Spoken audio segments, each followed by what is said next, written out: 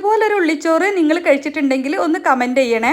ഇത് മലപ്പുറത്ത് പ്രസവ ശുശ്രൂഷയുടെ ഭാഗമായിട്ട് പ്രസവിച്ചെടുക്കുന്ന പെൺകുട്ടികൾക്ക് കൊടുക്കുന്ന ഒരു ചോറാണ്.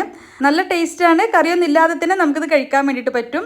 ഇതുണ്ടാക്കാനായിട്ട് ഒരു കടായിലേക്ക് വെളിച്ചെണ്ണ തന്നെ ഒഴിച്ചു കൊടുക്കുക. പിന്നെ ഒരു 10-12 ചെറിയുള്ളി ചെറുതായിട്ട് അരിഞ്ഞെടുത്തത് ചേർത്തിട്ട് ചെറുതായിട്ടൊന്ന് വഴന്ന് വരുമ്പോൾ ഇതിലേക്ക് ഒരു 4-5 വെളുത്തുള്ളി കൂടി പൊടിയായിട്ട് അരിഞ്ഞത് കൂടി ചേർത്തിട്ട് നന്നായിട്ട് മൂപ്പിച്ചെടുക്കണം.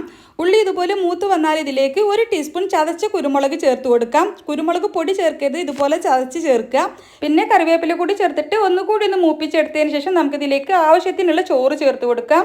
പിന്നെ ചോറിലേക്ക് ആവശ്യത്തിനുള്ള കുറച്ച് ഉപ്പ് കൂടി ചേർത്തിട്ട് നന്നായിട്ട് ഒന്നുകൂടി ഒന്ന് മിക്സ് ആക്കി എടുത്താൽ നമുക്ക് അടിപൊളി ടേസ്റ്റിലുള്ള ഉള്ളിച്ചോറ് റെഡിയായി.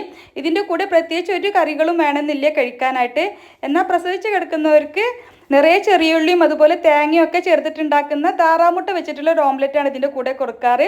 റെസിപ്പി ഇഷ്ടമായെങ്കിൽ ലൈക്ക് ചെയ്യണേ.